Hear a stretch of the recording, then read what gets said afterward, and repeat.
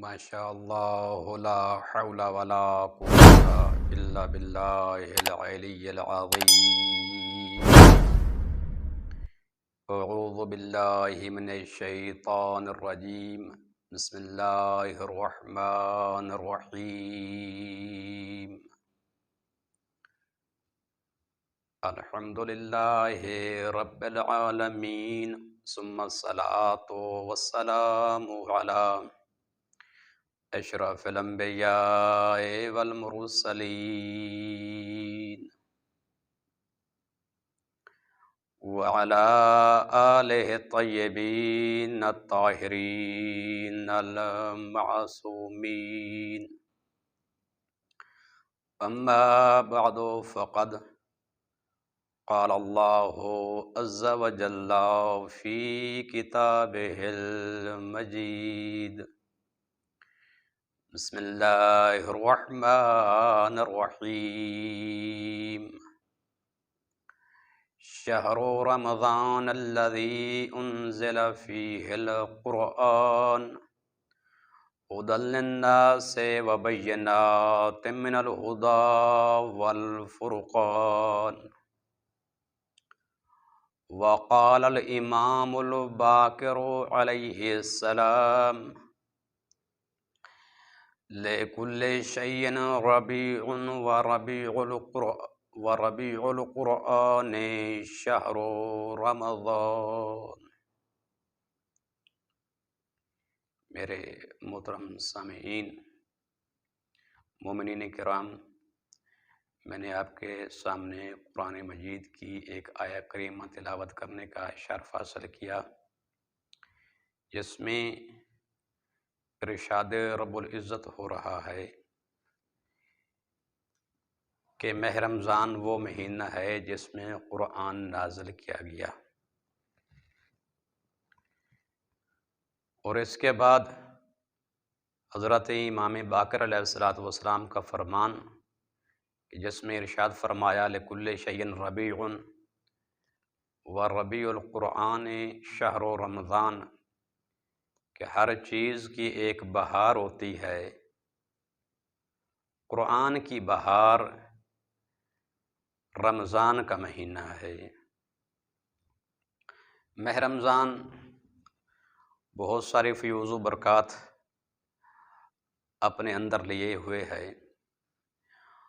ان fuse و برکات میں سے ایک فیض اور برکت ماہ رمضان میں تلاوت قرآن کریم ہے۔ قرآن مجید یہ وہ کتاب ہے جو پروردگار عالم نے اپنے پیارے حبیب حضرت محمد مصطفیٰ صلی اللہ علیہ وآلہ وسلم پر نازل فرمائی۔ یہ لوگوں کے لیے ہدایت ہے، مومنین کے لیے شفا ہے، مومنین کے لیے رحمت ہے۔ یہ قرآن فرقان ہے، یہ فصل ہے، اور یہ وہ کتاب ہے کہ جس سے انسان مومن مسلمان ہدایت پاتا ہے۔ اس میں انسان کی زندگی کا پورا نظام موجود ہے، ایک پورا ضابطہ اخلاق کی حامل ہے یہ کتاب، ضابطہ حیات کی حامل ہے یہ کتاب، ہدایت کرنے والی ہے یہ کتاب۔ اور یہ وہ کتاب ہے کہ جس کی ماہ صیام کے اندر کثرت کے ساتھ تلاوت کی جاتی ہے۔ یہی وجہ ہے کہ حضرت امام محمد باقر علیہ السلام نے ماہ رمضان کو قرآن مجید کی بہار کا مہینہ قرار دیا ہے، اور حضرت رسول خدا صلی اللہ علیہ وآلہ وسلم ارشاد فرماتے ہیں کہ وَمَن تَلَا فِيهِ آیَةً مِّنَ الْقُرْآنِ كَانَ لَهُ مثل اجر من ختم القرآن فی غیرہ من الشہور۔ ارشاد فرمایا کہ جو کوئی شخص اس مہینے میں قرآن کی ایک آیت کی تلاوت کرتا ہے تو گویا اس کو دوسرے مہینوں میں ختم کیے گئے ایک قرآن کے برابر اللہ پاک اسے اجر عطا فرماتا ہے، اور اس کا اجر ایک ختم قرآن کے برابر ہوتا ہے۔ اور حضرت امام محمد باقر علیہ الصلاۃ والسلام نے روایت کی ہے رسول خدا صلی اللہ علیہ وآلہ وسلم سے کہ رسول خدا صلی اللہ علیہ وآلہ وسلم ارشاد فرماتے ہیں من قرأ عشر آیات فی لیلۃ لم یکتب من الغافلین، جو شخص ایک رات میں 10 آیات قرآن کی تلاوت کرتا ہے تو اس کو غافلین میں شمار نہیں کیا جاتا۔ اور پھر فرمایا وَمَنْ قَرَأَ 50 آیَةً كُتِبَ مِنَ الذَّاکِرِینَ، جو شخص قرآن مجید کی 50 آیات کی تلاوت کرتا ہے تو اس کو اللہ کے ذکر کرنے والوں میں شمار کیا جاتا ہے۔ اور پھر فرمایا وَمَنْ قَرَأَ 100 آیَةٍ كُتِبَ مِنَ الْقَانِتِینَ، جو شخص قرآن مجید کی 100 آیات کی تلاوت کرتا ہے تو اس کو اللہ کے فرما برداروں میں شمار کیا جاتا ہے۔ اور پھر ارشاد فرمایا وَمَنْ قَرَأَ 200 آیَةٍ كُتِبَ مِنَ الْخَاشِعِینَ، جو شخص 200 آیات قرآن کی تلاوت کرتا ہے تو اس کا شمار ان لوگوں میں ہوتا ہے جو لوگ اللہ سے ڈرنے والے ہوتے ہیں۔ اور پھر ارشاد فرمایا وَمَنْ قَرَأَ 300 آیَةً كُتِبَ مِنَ الْفَائِزِینَ، جو شخص قرآن کی 300 آیات کی تلاوت کرتا ہے تو اس کا شمار کامیاب لوگوں میں ہوتا ہے۔ اب سوال یہ پیدا ہوتا ہے کہ قرآن مجید کی تلاوت زبانی کی جائے یا قرآن مجید کی تلاوت قرآن کو دیکھ کے کی جائے، تو ایک سائل نے امام صادق علیہ الصلاۃ والسلام سے سوال کیا کہ فرزند رسول یہ بتائیں کہ قرآن کو زبانی پڑھنا زیادہ افضل ہے یا قرآن کو دیکھ کے پڑھنا زیادہ افضل ہے؟ تو ارشاد فرمایا اقرا وانظر فی المصحف، قرآن کی تلاوت کرو، قرآن کی تلاوت کرو، قرآن کی طرف نگاہ کر کے، یعنی قرآن کو دیکھ کے پڑھو۔ کیوں؟ اس لیے ارشاد فرمایا اما علمت ان النظر فی المصحف عبادہ، کیا تم جانتے نہیں ہو کہ قرآن کی طرف نگاہ کرنا بھی عبادت شمار ہوتا ہے؟ اور مولا امیر علیہ الصلوۃ والسلام ارشاد فرماتے ہیں کہ اپنے گھروں کو آباد کرو قرآن کی تلاوت کے ساتھ ہے۔ ارشاد فرمایا ان البیت الذی یقرأ فیہ القرآن ویذکر اللہ فیہ تکثر برکتہ، ارشاد فرمایا کہ وہ گھر جس کے اندر قرآن پڑھا جاتا ہے، وہ گھر جس کے اندر اللہ کا ذکر کیا جاتا ہے، اس گھر میں برکت کثرت سے آتی ہے۔ وَتَحْضُرُهُ الْمَلَائِکَةُ، اس گھر کے اندر ملائکہ حاضر ہوتے ہیں۔ وَتَجْهُرُ الشَّيَاطِینُ، اور اس گھر سے شیاطین بھاگ جاتے ہیں۔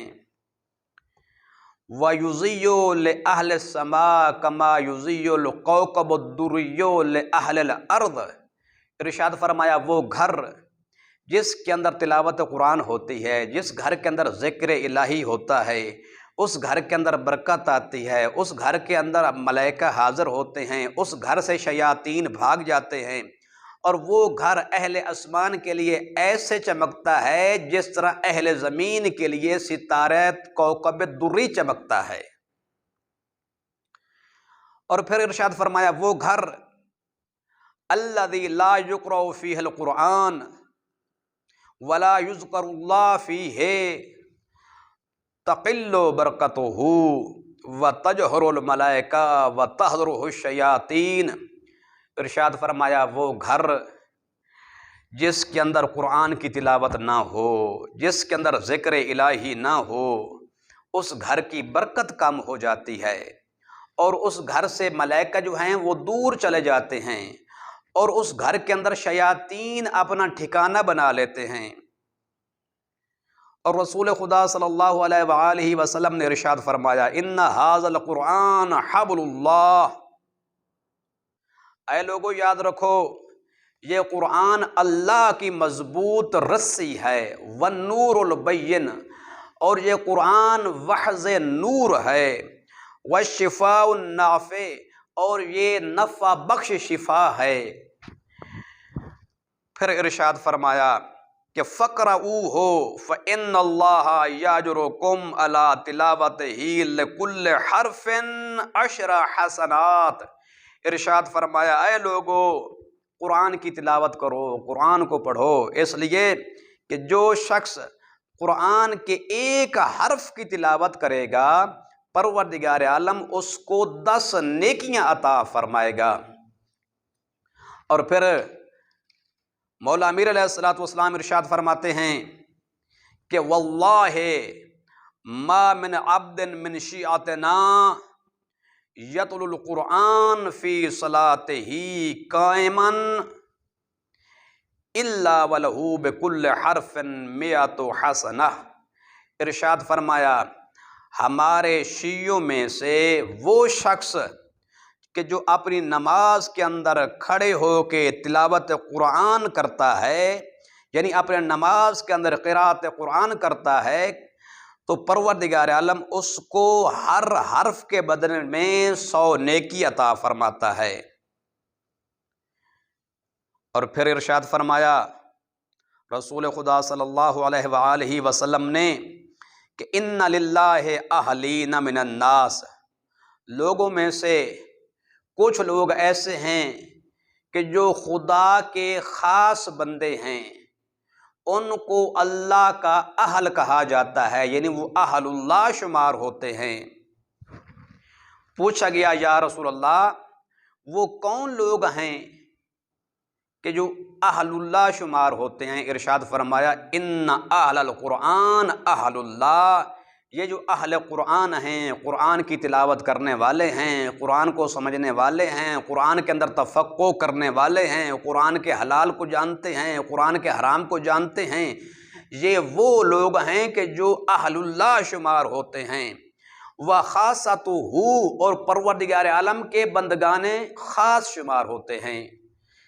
آخر میں دعا ہے کہ پروردگار عالم ہم سب کو اس مہینے میں قرآن کی تلاوت کرنے کی توفیق عطا فرمائے۔ والسلام علیکم ورحمۃ اللہ وبرکاتہ۔